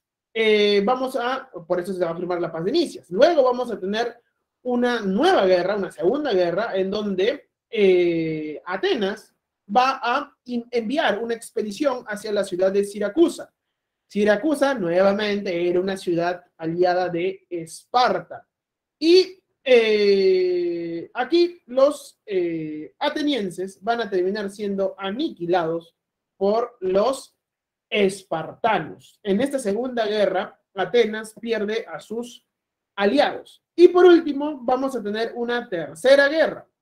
Lo que sucede es que a pesar de que las campañas terrestres eran favorables a los espartanos, en el mar los atenienses eran muy superiores. La flota ateniense era muy fuerte y muy superior a la espartana. Y por eso es que los espartanos tienen que recurrir ¿a quién? A los persas. Y finalmente, en esta alianza entre Esparta y persas, se van a poder imponer sobre los atenienses. De esta manera, entonces, culmina las guerras del Peloponeso, que van a dejar a todas las ciudades y polis griegas totalmente indefensas y muy débiles. Las consecuencias van a ser una breve hegemonía espartana, crisis de las polis griegas, y en el norte vamos a encontrar a un grupo cultural que no era considerado como griego. Los macedonios eran considerados como extranjeros por parte de los griegos. Consideraban que los macedonios no pertenecían a la cultura griega. Pero los macedonios se van a preocupar mucho por influenciarse del mundo griego. Tanto es así que el rey Filipo Filipo II va a mandar a su hijo Alejandro, o mejor dicho, va a contratar a Aristóteles para que sea el profesor de su hijo Alejandro. La época helenística va a desarrollarse del 323 al 146 a.C., cuando precisamente los macedonios inician su proceso de expansión y conquista. Primero va a ser Filipo. Filipo va a iniciar un proceso de conquistas. De hecho, Filipo no iba a ser el rey. Cuando muere su hermano mayor, ya él lo designan como rey de Macedonia. Y él realiza una serie de transformaciones dentro del ejército macedónico, creando la falange macedónica, iniciando un proceso de expansión y de unificación de todas las polis griegas, en una etapa en donde las polis están totalmente en crisis, producto de las guerras del Peloponeso. Los macedonios van a lograr dominarlas de manera rápida. Ahí Filipo va a iniciar los preparativos para uno de sus más grandes sueños, que es conquistar todo el imperio persa. Sin embargo, en estos preparativos, Filipo va a morir y el que asume el mando va a ser Alejandro. Alejandro va a iniciar entonces un proceso de conquista de todo el imperio persa, va a conquistar Egipto, va a conquistar todo el Asia Menor, va a ir persiguiendo a el rey persa hasta que llega hacia el imperio Maurya del reino de Chandragupta Maurya, aquí en la India. Todo este territorio que ven en el PPT son los territorios sobre los cuales Alejandro Magno tuvo la expansión de su imperio a través de diversas campañas militares. Este periodo se conoce como del helenismo también. ¿Por qué? Porque es una etapa en donde el mundo griego se fusiona con tradiciones orientales, producto de el esfuerzo o la intención de Alejandro de fusionar ambos grupos humanos, tanto los griegos como los orientales. Va a estar a favor Alejandro Magno del mestizaje y de la interacción entre ambos grupos. Sin embargo, los macedonios que van a ir con Alejandro no van a estar tan contentos con esta fusión cultural y tampoco van a estar tan contentos con la cantidad de años que están en constante campaña militar. Muchos de ellos querían volver hacia Macedonia. Muy bien, Alejandro regresa, no vuelve a Macedonia, se queda en la zona de Babilonia. Y ahí Alejandro entonces va a encontrar la muerte, produciéndose entonces un problema. La esposa de Alejandro en ese momento estaba embarazada. Su esposa y su hijo ya cuando nace van a caer asesinados por algunos de estos generales de Alejandro que se van a conocer como los diádocos. ¿Quiénes son los diádocos? Son estos generales que acompañaron a Alejandro en sus campañas militares. Estos diádocos van a decidir entonces dividir el imperio de Alejandro Magno. Antígono se va a quedar con Macedonia, Seleuco se va a quedar con la zona de Persia y Ptolomeo se va a quedar con Egipto. Y de esta manera, todo el territorio del antiguo imperio de Alejandro Magno queda dividido entre sus generales.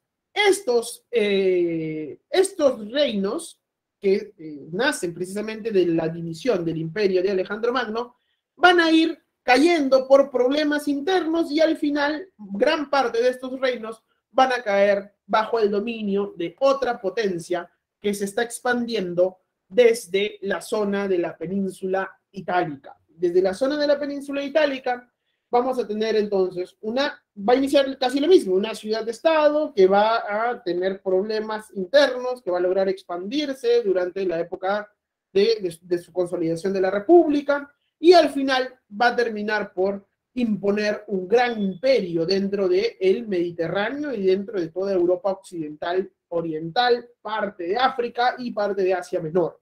¿Qué va a hacer Roma? Roma va a nacer precisamente en la península itálica, en lo que actualmente se conoce como Italia. Está rodeado por los mares Jónicos y Adriáticos. Se puede dividir Roma en dos zonas: la zona continental, que va desde los Alpes hasta el río Rubicón, y la zona peninsular, que está orientada al mar Adriático y al mar Tirreno. Es una combinación Roma de varios pueblos: etruscos, latinos y sabinos. Se funda en la llanura de Lacio, junto al río Tíber, en el año 753 a.C. En esa época se fecha la aparición de la ciudad de Roma. ¿Quiénes la fundan? Los latinos, que luego van a ser conquistados por los etruscos. Por eso es que hablamos de una fusión de pueblos latinos, etruscos y sabinos, que van a ir terminando por darle la configuración a los pueblos étnicos romanos. Vamos a tener tres etapas claramente marcadas. La monarquía, por ejemplo, que va a ir del 753 al 509 a.C. Luego vamos a pasar a la república, que va a ir del 509 al 29 a.C., que va a ser la etapa más larga. Y luego vamos a tener la formación del imperio, del 29 a.C. al 476 después de Cristo. Vamos a encontrar estas tres etapas en el desarrollo histórico romano. Dentro de Roma vamos a encontrar la siguiente organización social. En la cúspide de la sociedad vamos a encontrar a los patricios, que van a ser la nobleza, evidentemente los que tienen derecho a la posesión sobre la tierra. Estos patricios en un primer momento van a ser los únicos que van a gozar con derechos políticos. Sin embargo, conforme pasa la historia de Roma, vamos a encontrar que los patricios van a tener que compartir sus derechos políticos y de ciudadanos con otros habitantes dentro de Roma. Los patricios en un primer momento van a ser los que van a controlar el Senado.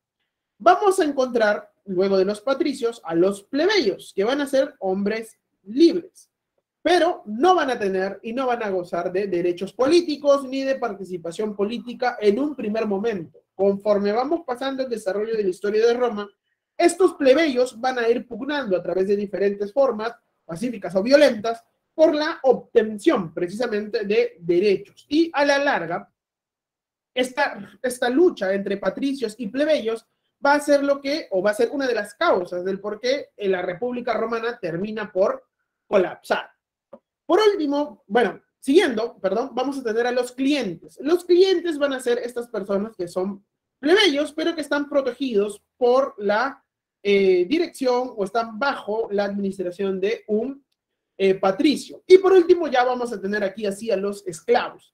Los esclavos van a ser básicamente mercancías que van a ser llevados a trabajar en las minas, van a ser obligados a trabajar en los campos de cultivo, van a ser obligados a las tareas de apoyo a las personas y demás. Los esclavos son entonces mercancía prácticamente que se compra y se vende. Ahora bien, también podemos tener dentro de Roma a los esclavos de lujo. ¿Me pueden nombrar ustedes a algún esclavo de lujo que se les venga a la mente? O sea, un esclavo que solo pueda ser poseído por una persona que tuviera una gran cantidad de dinero. Ahora bien, evidentemente, los que tenían esclavos eran los que tenían dinero. Pero hay esclavos y esclavos. Hay esclavos que pagan menos, evidentemente, pero hay esclavos que cuestan mucho dinero y tenerlos era sinónimo de prestigio, poder y demás.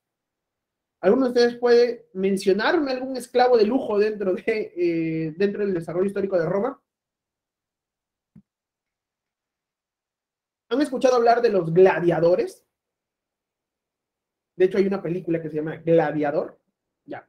Los gladiadores son esclavos de lujo. ¿Por qué? Porque los gladiadores eran evidentemente esclavos que se entrenaban y se mantenían para la diversión, digamos, dentro de estos circos de gladiadores o arenas de gladiadores. Tener un gladiador quiere decir que tú tenías la capacidad para mantenerlo físicamente apto y sobre todo alimentarlo para que ese gladiador pueda participar de la mejor forma dentro del circo romano. Tener un gladiador era sinónimo de dinero. Los gladiadores, por ejemplo, son esclavos de lujo dentro del imperio, dentro de la sociedad romana. Pero a pesar de eso eran considerados mercancías. Ahora bien, ¿cómo es que se caía en la esclavitud? Por deuda, por guerras, por haber cometido algún tipo de crimen. Estos hacían que te conviertas precisamente en un esclavo. ¿Podías liberarte de la esclavitud? Sí podías, si esto lograbas comprar tu propia libertad y demás. Pero los esclavos eran los últimos dentro de la pirámide social romana, considerados mercancías. Las etapas históricas de Roma. Por un primer lado tenemos la monarquía. Este periodo inicial va a ser gobernado por 7 reyes, según la tradición romana. Vamos a encontrar que este periodo de la monarquía va a ir desde el año 753 hasta el año 509. Vamos a tener una primera dinastía latina y luego una dinastía etrusca. Según la mitología romana, el primer rey del periodo monárquico va a ser precisamente Rómulo. Toda esta historia de Rómulo y Remo, ¿recuerdan? La loba Estigia que los alimenta y que son los que fundan Roma. Pues bien. Y luego de este rey vamos a tener entonces 7 reyes que los van a ir sucediendo. En un primer momento, estos reyes van a ser elegidos precisamente dentro de las élites más importantes de los patricios.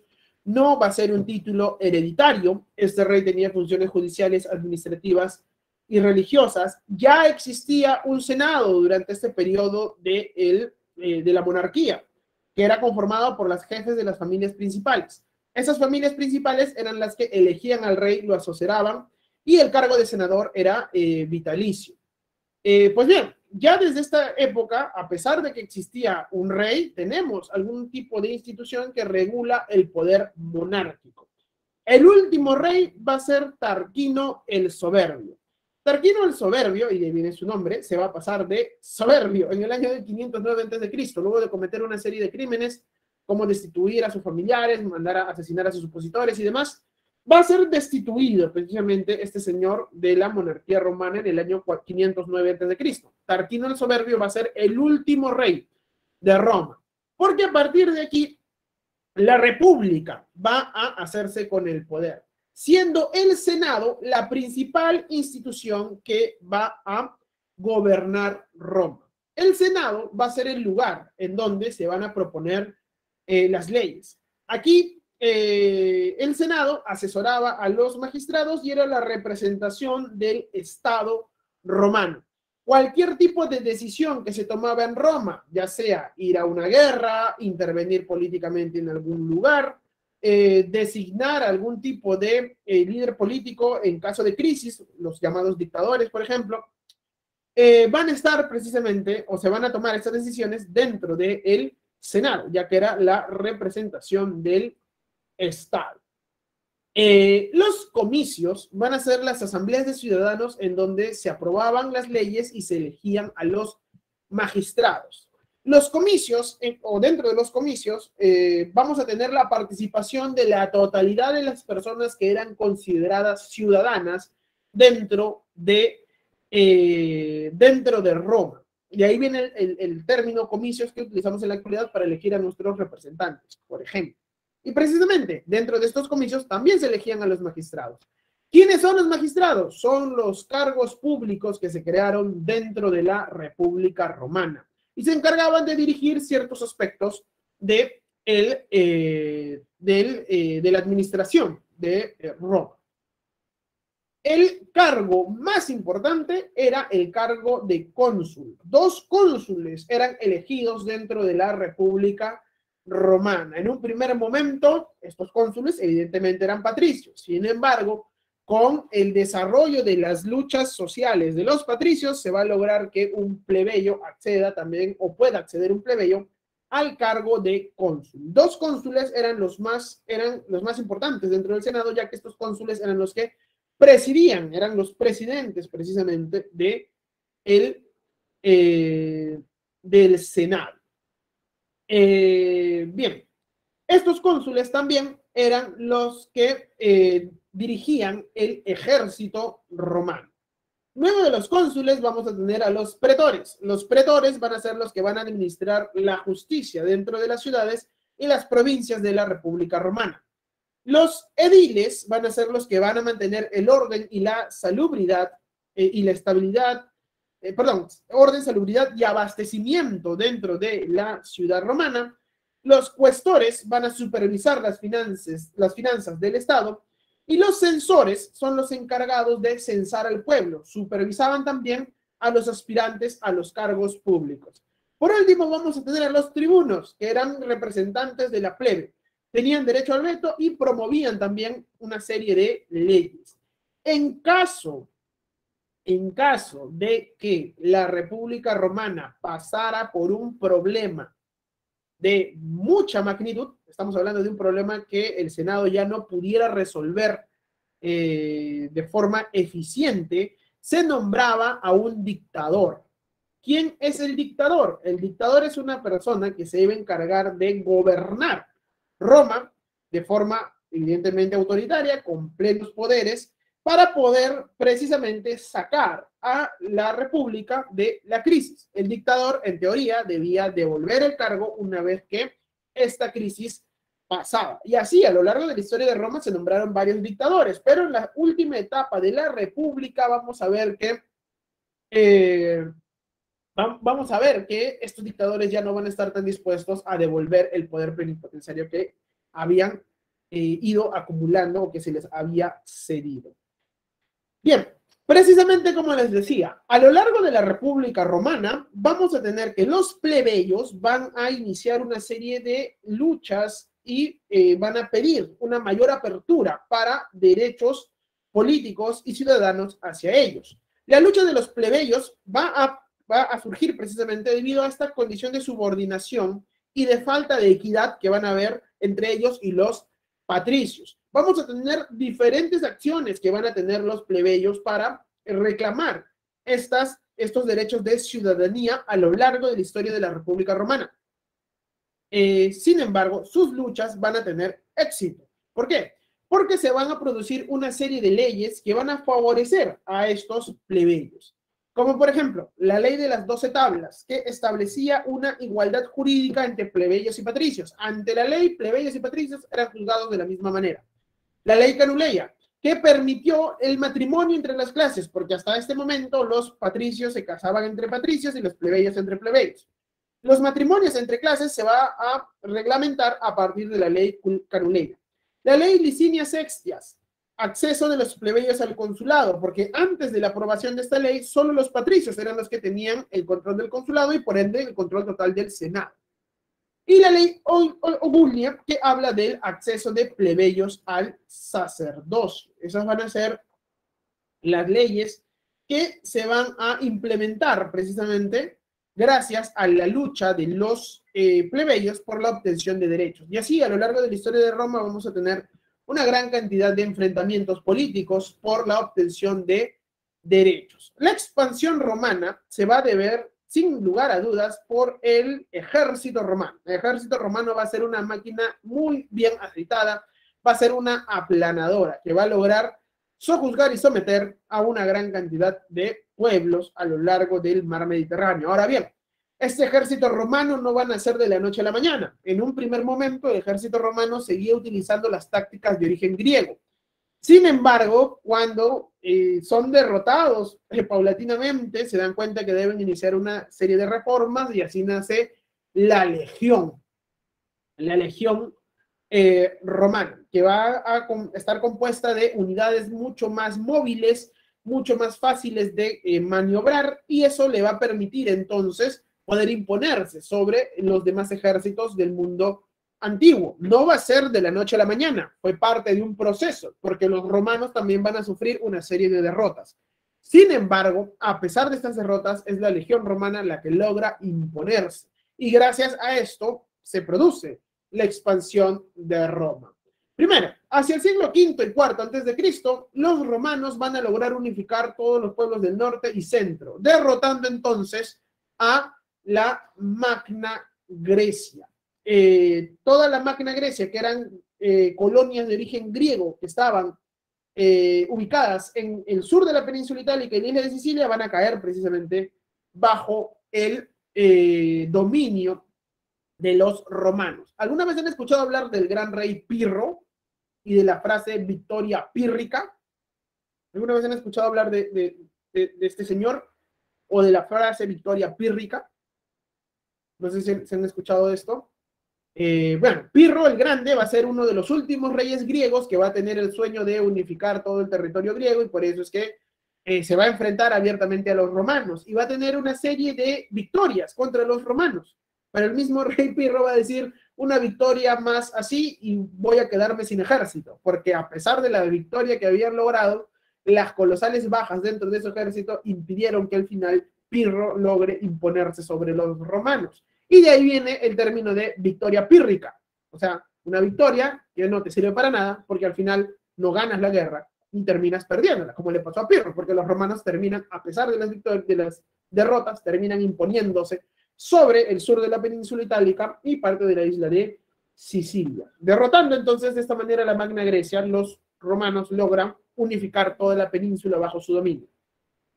El Mediterráneo occidental, el dominio del Mediterráneo occidental se va a producir entre los siglos 3 y 2 antes de Cristo. Aquí los romanos se van a enfrentar a otra potencia comercial y marítima, que va a ser Cartago. Los cartagineses y sus colonias se van a enfrentar a los romanos por el control del Mediterráneo occidental. Ahora bien, esto se conoce como las guerras púnicas. Los que supuestamente debieron haber ganado esta guerra eran los cartagineses. ¿Por qué? Porque tenían una flota mucho mayor y evidentemente tenían mucho tiempo más practicando y dominando las aguas del mar Mediterráneo. Sin embargo, los romanos logran capturar un trireme cartaginés y le hacen ingeniería inversa, es decir, lo desarman y lo vuelven a armar, y de esta manera aprenden a hacer barcos mucho más importantes. Gracias a esta consolidación de esta flota romana se logra una importante victoria y los romanos ganan precisamente la campaña marítima en esta primera guerra púnica, que va a ser entre el año 264 al 241 antes de Cristo. Se inicia básicamente por el control de Sicilia. Los romanos ganan en Mila y en la batalla de las Islas Égates. En la Segunda Guerra Púnica, que se va a desarrollar entre el 218 al 201 a.C., acá sí vamos a tener la aparición del gran Aníbal el Gran. Aníbal va a iniciar entonces una serie de campañas militares que va a permitir que los cartagineses crucen los Alpes con elefantes, ingresen a la zona de la península itálica, pero no logran dominar Roma. Debido a este desgaste, Aníbal no logra conquistar la ciudad y los romanos de manera muy inteligente deciden pasar el combate hacia la misma Cartago. Va a ser Escipión el africano el que va a lograr derrotar a los cartagineses en la batalla de Zama, y de esta manera Cartago deja de ser un peligro para Roma.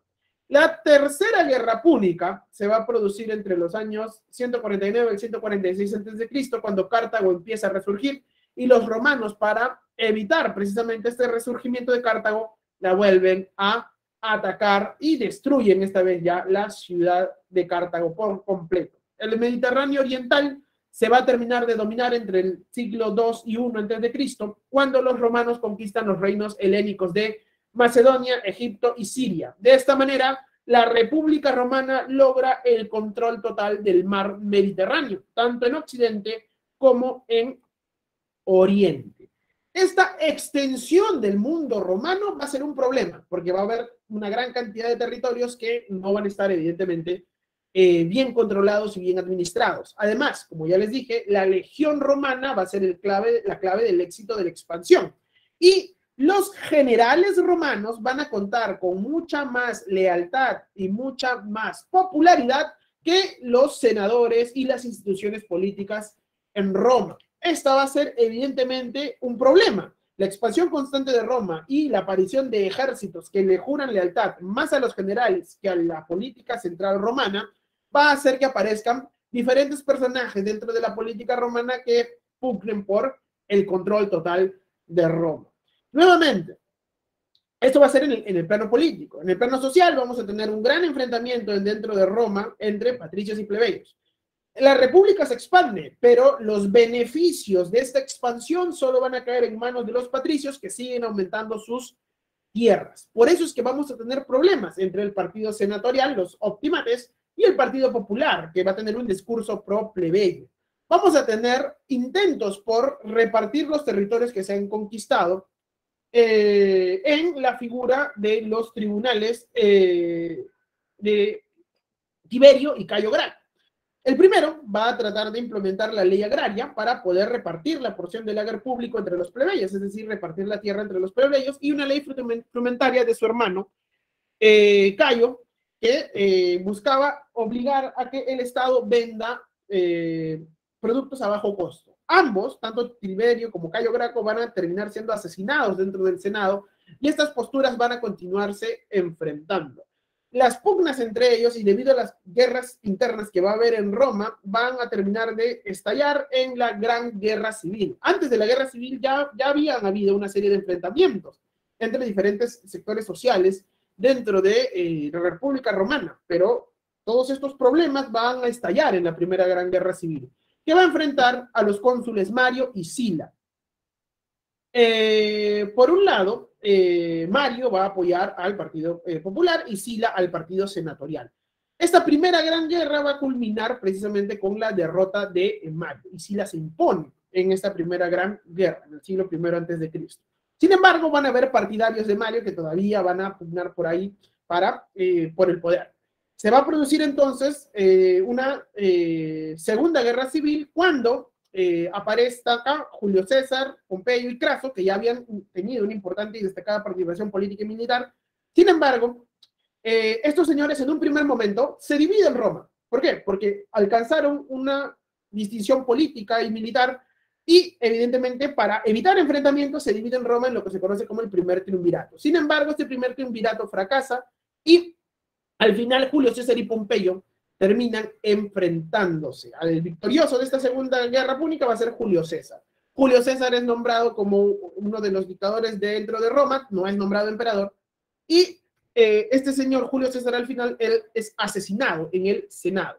Julio César va a tener un sobrino, que es Octavio, al cual le van a pasar todas sus herencias. De hecho, Octavio es adoptado por Julio César, porque congeniaban mucho.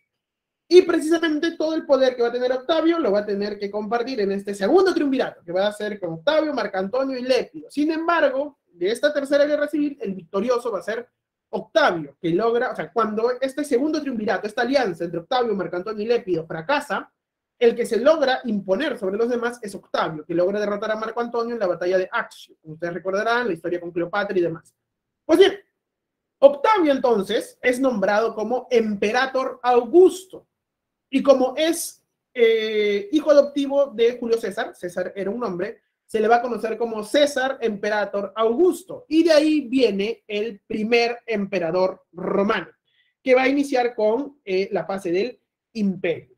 Es un periodo en donde el poder se va a centrar en la figura del emperador o el Augusto. Imperator quiere decir victorioso de todas las batallas, y Augusto va a ser el título que van a tener los emperadores en un primer momento en Roma. Vamos a tener dos etapas claramente marcadas. Una del Alto Imperio, el siglo de Augusto, debilitamiento de las instituciones públicas romanas, y una etapa de máximo crecimiento en extensión territorial del Imperio Romano. Por último, vamos a tener ya el Bajo Imperio, un periodo de inestabilidad política constante, y la caída del Imperio Romano de Occidente. Durante este periodo del Bajo Imperio se divide el imperio en dos: Romano de Occidente, Romano de Oriente. El Romano de Oriente luego vendría a ser el Gran Imperio de Bizancio.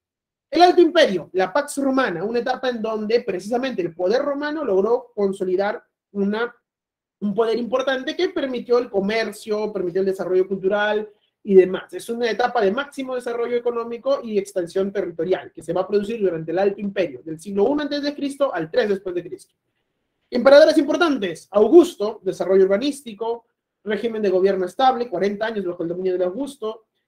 Otro emperador importante, Trajano, el que le va a dar la máxima expansión territorial, y Caracalla, el que va a lograr darle ciudadanía romana a todos los varones libres dentro del imperio. El Bajo Imperio ya va a estar marcada por las constantes guerras civiles entre las personas que están pugnando por el poder. Dentro de estos emperadores vamos a encontrar a Constantino I, que es el que da el edicto de Milán, establece la libertad de cultos y el poder concentrado en Roma y en el emperador. Es con Constantino I que el cristianismo deja de ser perseguido. Teodosio, con Teodosio el cristianismo no solo deja de ser perseguido, sino se convierte en la religión oficial del imperio, con el edicto de Tesalónica. Teodosio es el que divide el imperio en dos, en el oriente y occidente, uno en la zona de Oriente, cuya capital va a ser Bizancio o Constantinopla, y la otra en Roma. De hecho, este imperio romano de Occidente va a trasladar su capital hacia Ravenna cuando Roma ya cae en una gran decadencia política, y el último emperador va a ser Rómulo Augustus, que va a ser derrotado precisamente por Odovaco, rey de los Érulos, que va a enviar las insignias imperiales hacia el Imperio Romano de Oriente, y con eso se marca el fin del Imperio Romano de Occidente. Roma cayó por problemas internos y también por presiones extranjeras con las famosas invasiones bárbaras, de las que vamos a hablar en la siguiente clase cuando hablemos de la Edad Media. Pues bien, hasta aquí hemos llegado con este apretadísimo resumen de Grecia y Roma. Perdón, ya sé que me he pasado 5 minutos, solo doy las claves y ya me retiro. Las claves para esta semana son la 1, A de avión, 2, B de barco, 3, D de dedo, 4, C de casa y 5, D de dedo. Repito, 1, A de avión, 2, B de barco, 3, D de dedo, 4, C de casa y 5, D de dedo. Esas serían las claves para esta semana. Perdón por haberme pasado 5 minutos. Conmigo será hasta el próximo lunes. Nos vemos, compañeros. Cuídense bastante y que tengan un buen inicio de semana. Hasta luego.